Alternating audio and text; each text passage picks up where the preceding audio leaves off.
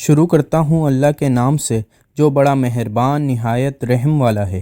ابن سعد میں ہے کہ ایک موقع پر خود حضرت مولا علی نے اس کا اظہار فرمایا کہ میں ہر آیت کے متعلق بتا سکتا ہوں کہ یہ کہاں اور کیوں اور کس کے حق میں نازل ہوئی۔ چنانچہ حضرت علی کا شمار مفسرین کے اعلیٰ طبقے میں ہے اور صحابہ میں حضرت ابن عباس کے سوا اس کمال میں آپ کا کوئی شریک نہیں ہے۔ چنانچہ ان تمام تفسیروں میں فن کا مدار روایتوں پر ہے۔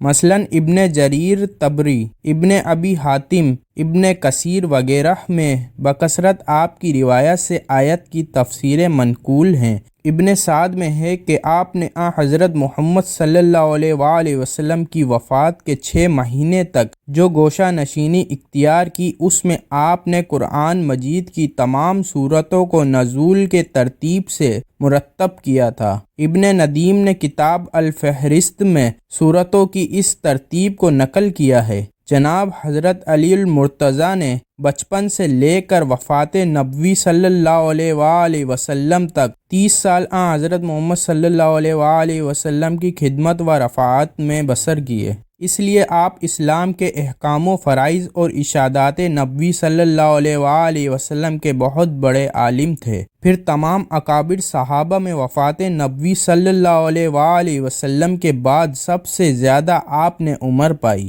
حضرت محمد صلی اللہ علیہ وآلہ وسلم کے بعد تقریباً 30 برس تک ارشادات و افادات کی مسند پر جلوہ گر رہے۔ مشکل سے مشکل اور پیچیدہ سے پیچیدہ مسائل کی تہ تک آپ کی نقطہ رس نگاہ آسانی سے پہنچ جاتی تھی۔ یمن میں آپ نے 2 عجیب و غریب مقدمات کا فیصلہ کیا۔ یمن نیا نیا مسلمان ہوا تھا، پرانی باتیں بھی تازہ تھیں۔ ایک دفعہ ایک عورت نامولود بچے کو لے کر ہمراہ 3 مردوں کے حضرت مولا علی رضی اللہ تعالی عنہ کی بارگاہ میں پیش ہوئی۔ ان تینوں مردوں کا یہ دعویٰ تھا کہ عورت کے ہاتھ میں جو بچہ ہے وہ میرا ہے۔ حضرت مولا علی رضی اللہ تعالی عنہ نے اس عورت سے فرمایا کہ کیا تم بتا سکتی ہو کہ یہ بچہ کس کا ہے؟ اس عورت نے کہا یا علی، میں کس طرح سے بتا سکتی ہوں؟ میں یہ اقرار کرتی ہوں کہ میں نے ان تینوں مردوں کے ساتھ ہم بستری کی ہے۔ مجھے نہیں پتا کہ یہ کس کا حمل ٹھہرا تھا۔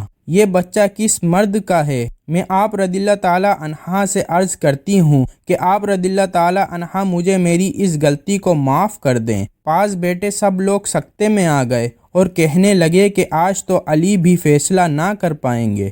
پھر حضرت علی نے پوچھا، تم تینوں میں سے اس عورت کا شوہر کون ہے؟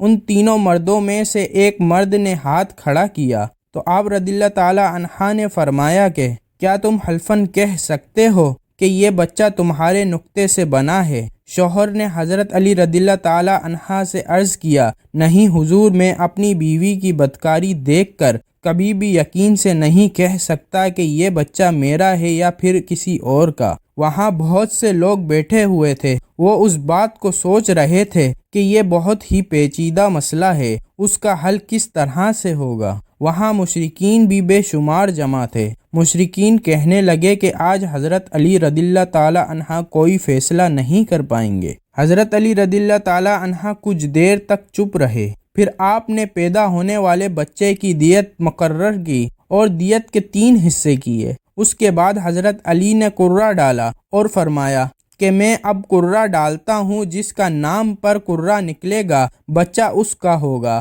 حضرت علی رضی اللہ تعالی عنہ نے 3 ٹکڑے کاغذ کے لیے اور تینوں پر ایک ایک مرد کا نام لکھ دیا۔ پھر اس کو چھپا کر سامنے کیا گیا۔ ایسا کئی بار کیا گیا۔ جب بھی قرہ نکلتا تو ایک ہی مرد کے نام کا قرہ نکلتا تھا۔ جس کے نام اس لڑکے کا قرہ نکلا، اس مرد کو اس لڑکے کا باپ تصور کیا گیا۔ لڑکے کو غلام سمجھ کر اس کی قیمت لگائی گئی اور قیمت کے 3 حصے کیے گئے۔ جس کے حصے میں قرہ نکلا تھا، اس شخص سے اس قیمت کے 2 حصے وصول کر کے باقی دونوں مردوں کو دے دیے گئے۔ جب یہ بات حضرت محمد صلی اللہ علیہ وآلہ وسلم تک پہنچی تو حضرت محمد صلی اللہ علیہ وآلہ وسلم نے بھی فرمایا کہ اگر یہ مسئلہ میرے پاس آتا تو میں بھی اس مسئلے کا حل اسی طرح کرتا جس طرح علی نے فیصلہ حل کیا ہے۔ ایک روایت میں اس طرح سے بیان کیا گیا ہے کہ حضرت عمر فاروق کے زمانے میں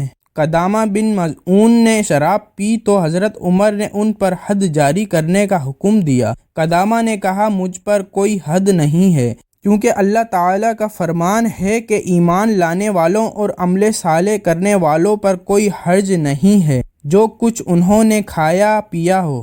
میں مہاجرین اولین اور مجاہدین بدر میں سے ہوں۔ حضرت عمر فاروق نے فرمایا کہ تم نے درست کہا ہے، اس لیے قدامہ کو بغیر کسی سزا کے رہا کر دیا گیا، اس پر کوئی حد جاری نہ کی گئی۔ یہ بات جب حضرت مولا علی کو پتہ چلی تو وہ حضرت عمر کے پاس آئے۔ حضرت مولا علی نے حضرت عمر کو کہا کہ قدامہ پر کوئی حد جاری کیوں نہیں کی، قدامہ کو رہا کیوں کیا؟ حضرت عمر نے سارا ماجرا سنایا۔ حضرت علی رضی اللہ تعالی عنہ نے کہا قدامہ اس آیت کا اہل نہیں ہے، وہ قدامہ جو حرام کی راہ پر چل کر اور حرام کام کا مرتکب ہوا، اس بات میں تو کوئی شک نہیں ہے کہ یہ شخص خدا اور رسول پر ایمان لایا اور نیک کام بھی کیے، البتہ یہ لوگ خدا کی حرام کردہ چیزوں کو حلال نہیں کر سکتے۔ پس قدامہ جو الفاظ کہہ چکا ہے اس کو توبہ کرنی چاہیے۔